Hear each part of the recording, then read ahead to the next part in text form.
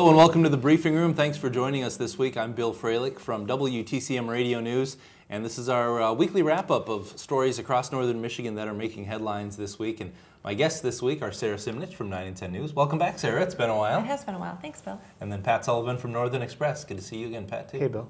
Thanks, guys, for coming in, and thanks for sitting at the table with us. A couple of big stories that you guys have been working on that are about to come out, so we're going to share those here on the Briefing Room this morning and let folks know how to find those. But before we jump into that, I want to go chronologically. Just a funny situation that kind of Sarah and I dealt with earlier this week. Both of us at a news conference this morning, and Sarah, you kind of got pulled out of that. But that might just be an interesting perspective for folks to hear about how your day can change on a moment's notice. So tell us about that first thing in the morning. Well, we were covering the Beta bus, the MDOT director being in town, and we were there for about 10 minutes, and as soon as the press conference started, or meeting, we had to leave, which is typical, I guess, in the news world if you switch gears. And being with 9 and 10, I'm the only person up here in Traverse City Dayside, which is 9 in the morning till 6 at night. So then we had to go out to near Kingsley, a business fire.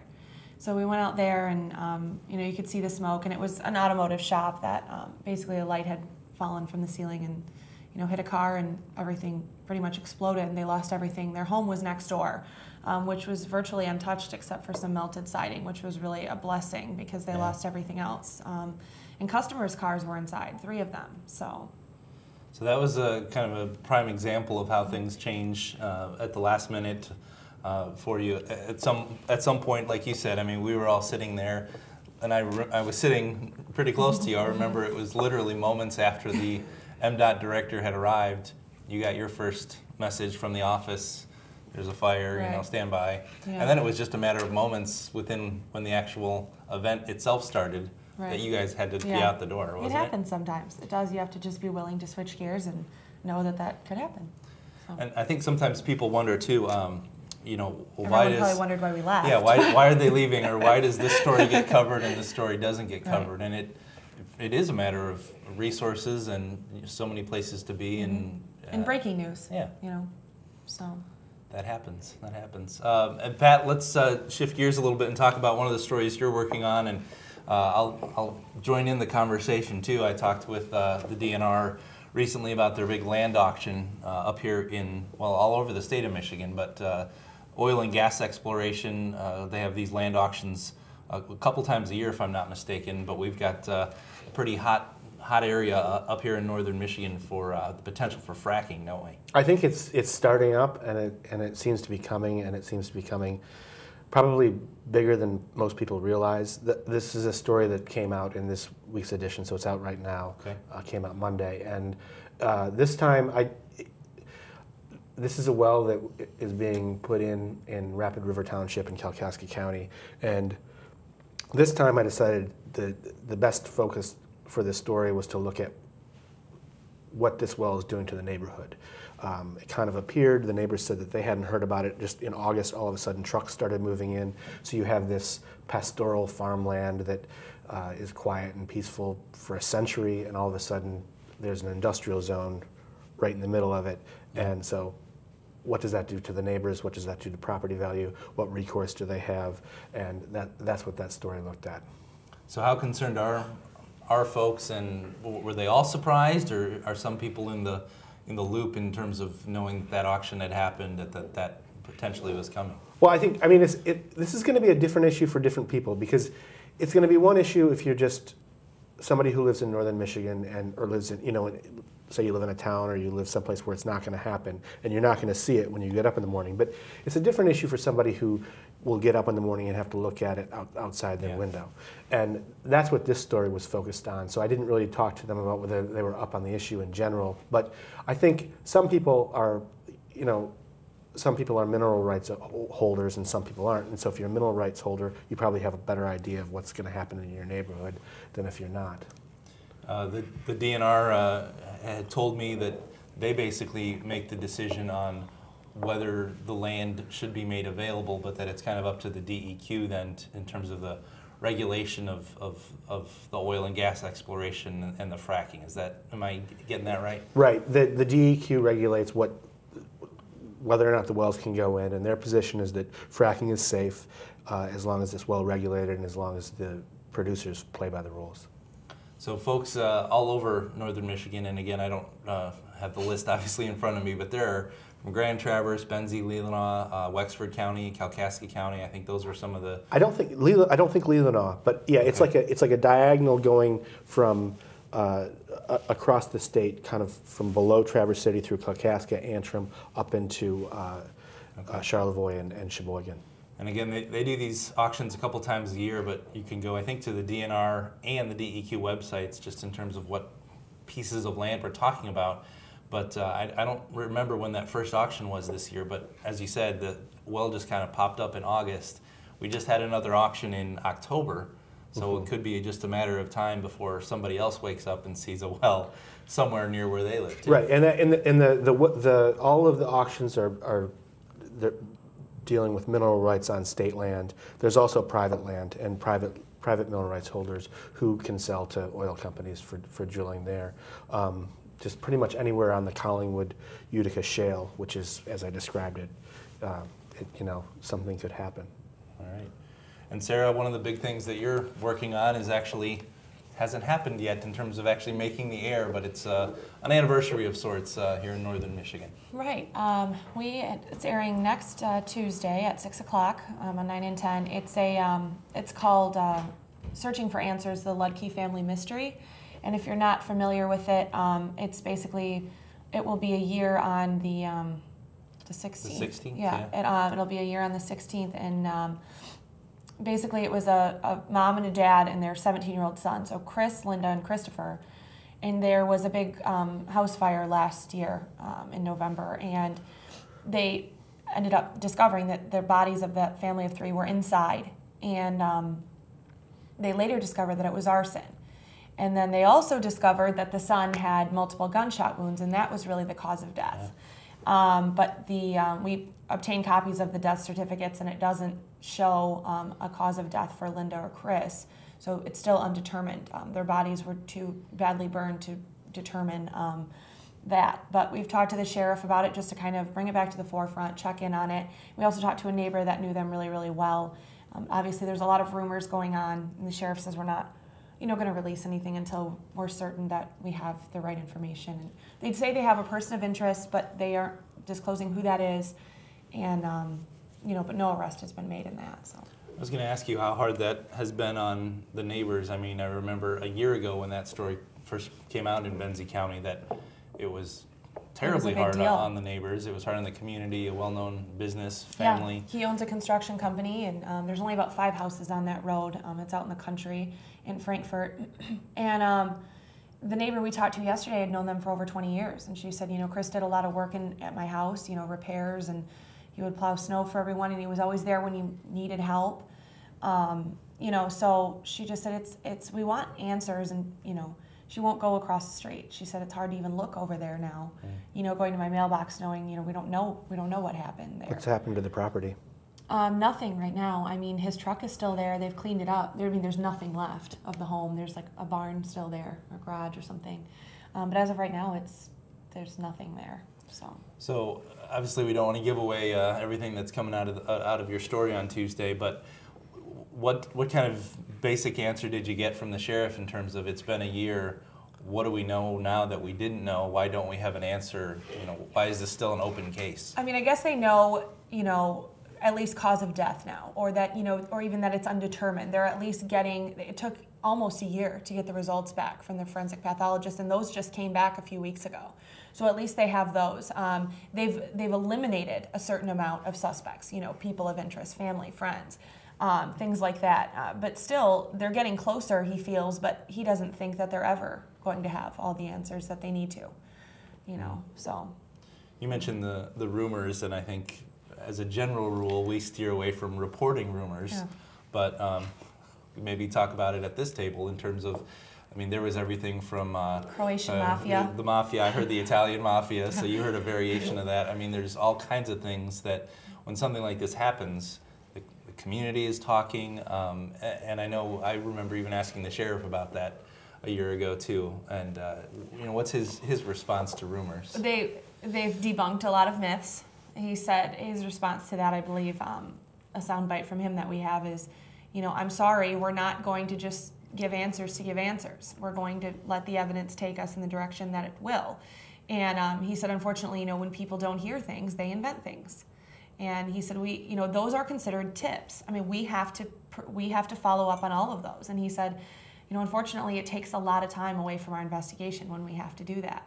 But, he tries to block them out, I think. But, they check on them, so. All right, Pat, let's go back to you. You've got a story coming out for next week. Tell us what we can expect in the next issue. I've been working on, for the last couple of weeks, because it's such a big court file, I've been looking into the case of the Clinch Park Marina electrocution death that happened on August 15th, 2011. Right after that, there was a lawsuit, you guys probably remember when Jeffrey Fieger came to town and announced the $50 million lawsuit against the city of Traverse City. Right. Mm-hmm. That's been going on ever since then. Right now, a change since when I started reporting, at least for civil files in the courthouse now in Traverse City, they used to be kept in paper files, and now they're kept electronically. So you go to a terminal and you look through a court file now on a computer, looking at scanned pages in a terminal. So it would be interesting for me to find out if this was still a paper file, how big the file would be. Because if you set it down on the table, I bet this file would be it'd be hard to see over this thing. Yeah. It's so thick and so filled with. There's 14 defendants.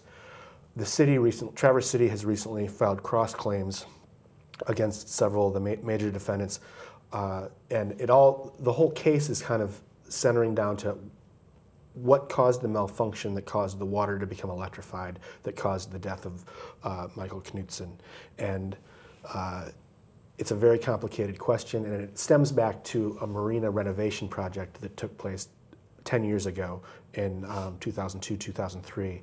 And there were so many companies involved in this, and it seems in the case right now, there's two competing theories about what went on that caused the malfunction. One is that it was a design and build problem, that when the marina was renovated, the companies that were responsible for making sure that it was renovated properly and that things happened according to the way the designs called for so that it would be safe, that didn't get done. And the other theory is that there was a maintenance problem, that staff at the Clinch Marina didn't conduct the maintenance that they were supposed to over the years, leading to the degradation of this electrical system, which caused this complicated thing to happen underneath the docks.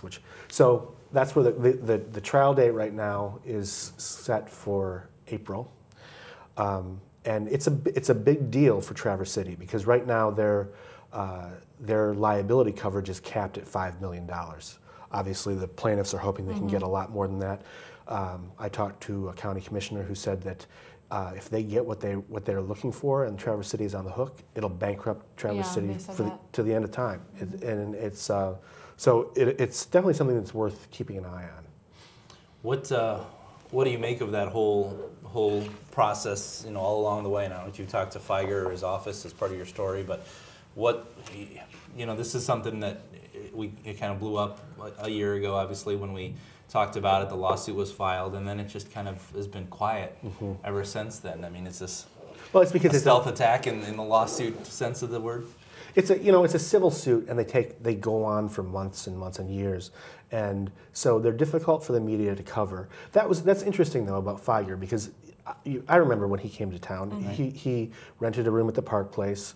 It was a big deal. And it was a press conference. He had a press conference, and he had the family there, and it was like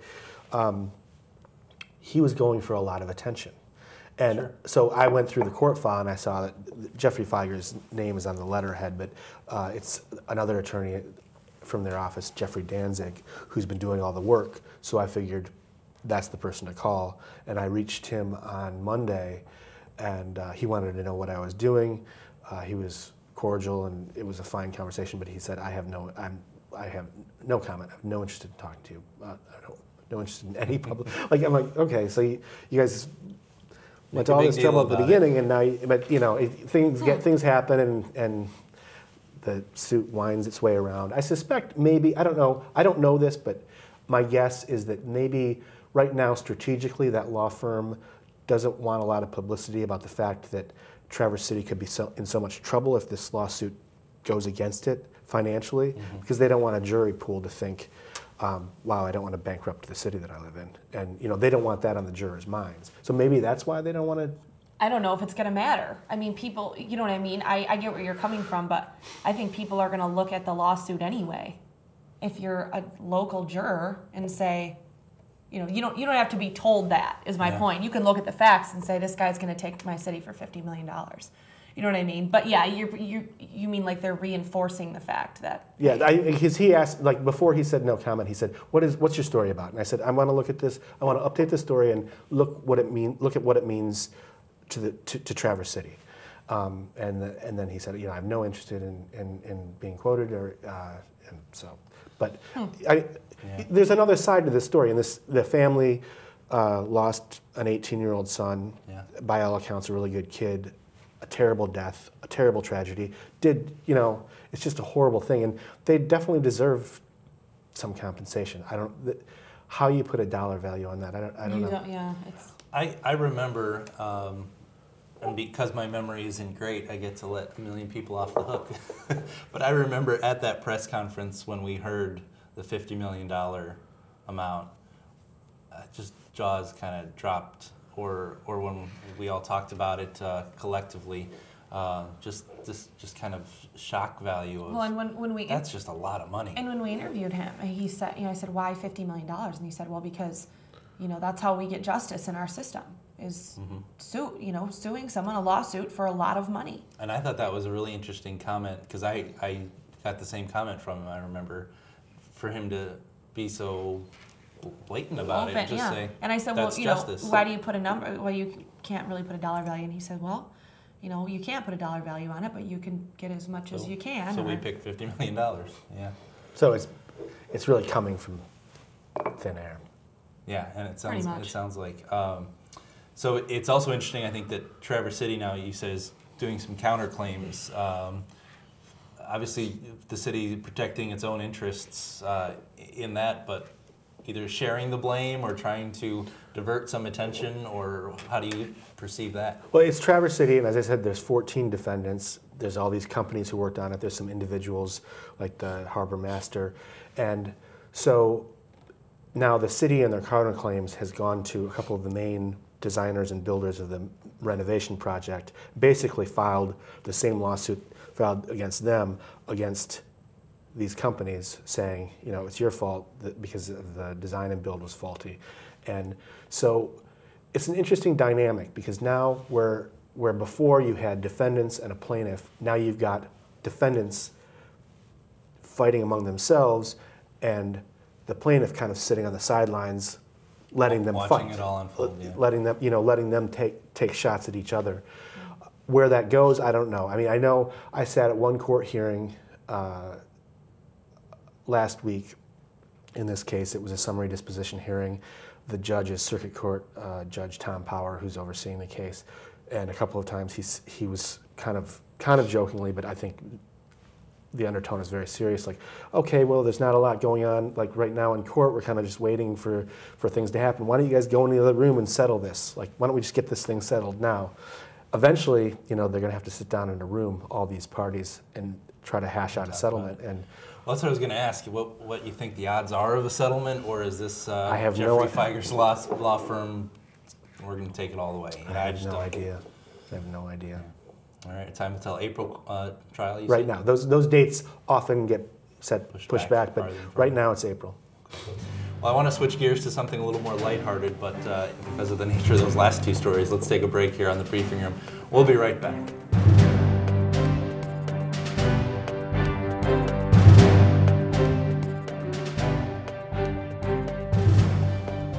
What is Up North TV? It's TV that you do.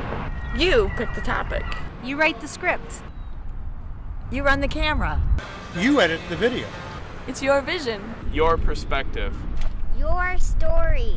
Commercial free. Free speech. What is Up North TV? It's me. It's you. It's all of us. View us on Adlog 97.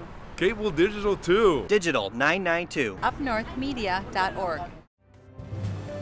Welcome back to the briefing room. I'm Bill Freilich from WTCM Radio, joined by Sarah Simnich from 9 and 10 News and Pat Sullivan from the Northern Express.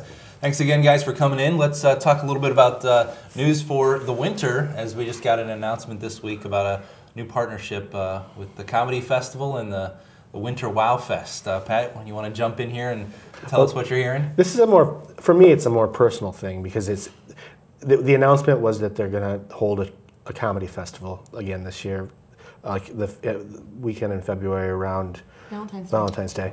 To me, it's just great news because it didn't happen last year, but the 2 years when it happened prior to that, it was one of my favorite things, and it made the summer so much. I mean, it made the winter so much easier to get through. Having that, having a couple things to go to that weekend, and it was so much fun being downtown in the cold with hundreds of people standing outside waiting to get into these places, and it was just such a great atmosphere. It was so much fun, and I'm so glad it's coming back. They announced that, among other things, that this year they're partnering with the National Cherry Fest as part of the Winter Wow Fest. They're going to close down Front Street, parts of Front Street for the festival. I think they talked about having an ice rink on Front Street. Yeah. It just sounds great. Sounds fun. What I find interesting about this is last year, as you said, it was canceled. And the prime reason it was canceled was this competition with the Microbrew Festival and the event being held on the same weekend. And the Comedy Festival didn't want to do an event on the same weekend. Ironically, now this year, we've got a partnership with another huge event on the same weekend. So, Pat, what do you think is different? I don't know. I don't think that they're going to have a beer tent downtown like you would during the Cherry Festival. I think that's one thing that's different. But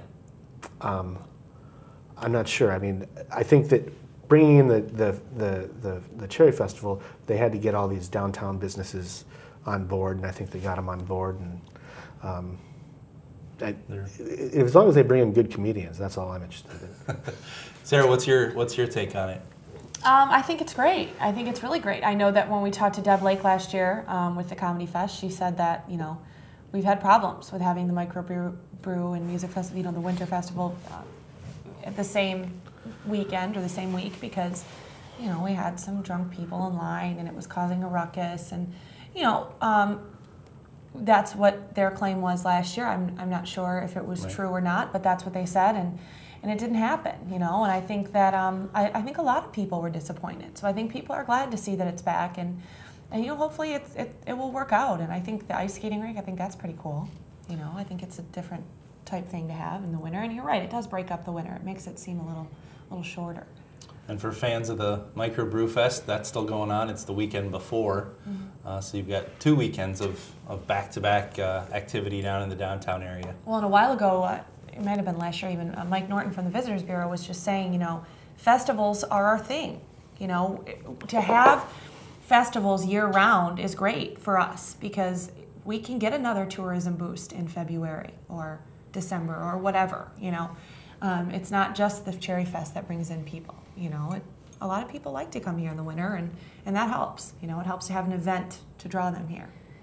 There's a few folks out there, just from professional contacts that I know, seeing on Facebook and whatnot, that it's interesting to just kind of follow along with their comments about this announcement of folks who have worked at one festival or the other, or in some cases both festivals, to just kind of get their take on it. But like I said, it is a little interesting that the whole background for canceling last year was this 2 events on the same weekend, and now we've got 2 events on the same weekend, but they're all excited about it. So it's a little but positive didn't it seem twist. a little bit like a turf battle last year? And Oh, yeah. So they found groups that they could get along with, and Well, that's what I'm saying. They still have the same turf. They still have 2 big events, but now they like each other. So that's nice. It's a nice spin. That's right. That's nice. Always positive. All right, Pat. Let's talk about in the closing minutes here something new that you guys are doing at Northern Express. Not just for print journalists anymore, right? Yeah. Well, this morning before we started, I had my own little camera, which I don't have with me right now. But part of my job now is to produce little short movies, like short video segments called the video scene. It's kind of, in our paper we have the Northern scene, which is photos of people in social situations. It kind of stems from that, but because it's video, there has to be a little bit more content talking to people. There has to be, but it's kind of a way for us to get into more online content, and it comes via an email that people can sign up for. The email comes 3 times a week, and the video scene I think we're settling on comes about once a week. But so far it's been a lot of fun. I mean, I love, like, you work with video all the time. It's really cool to have that added element for storytelling, and I'm looking forward to exploring it. Maybe in some of my harder news stories, like looking for ways to not tell the story that way, because I don't know that I could do that yet, but to write the story and then have a supplement that kind of maybe tells it in a different way. It's great when you can have a visual. You know, it is. I think it's really great. I think it really gives the viewer or the reader, something more to kind of, like you said, supplement the story, and it makes it come to life a little bit more. So I think I've already noticed, though, that it adds one more layer of complication for me sometimes when I'm looking at it, because it's one thing to go up to a person with a notepad and say, "Can I interview you about this?" And they're like, "Okay." It's another thing, like, if you got a camera. But then you also you're telling on me. Let me tell you. I know. Oh, I have to go on TV? Yeah, well, we're on TV. We're on TV. Oh, I don't want to go on camera. You know what I mean? And it's funny because we'll see certain people that talk to the paper, but they won't talk to us because they don't want to go on camera. Or they'll talk to us, but they will talk to you without the camera around, or whatever. Yeah. So it's going well. You've done at least I've done one a couple of these? them, Okay. and I'm having a lot of fun. And I think it's the next one that'll come out next week. Hopefully, I'll be able to. Hopefully, the footage works out. It should be about this morning and just about the show. And people can sign up for that at the northernexpress.com website. Is that how that works?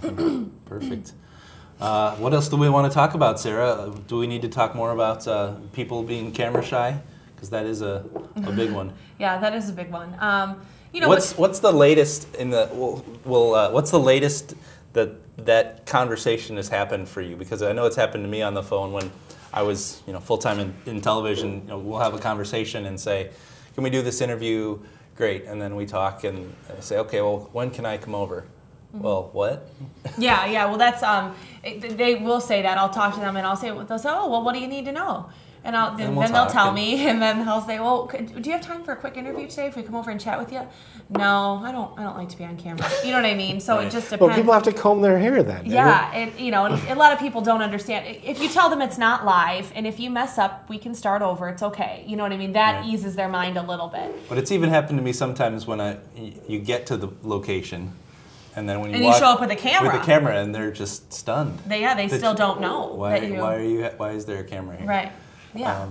But I think that people, it's a weird thing, There's certain people that I know that, they love the camera. They want to be on camera all the time, And then there's other people that are like, You know what I found this year when we were doing like the cherry crop story? Farmers, they don't like it.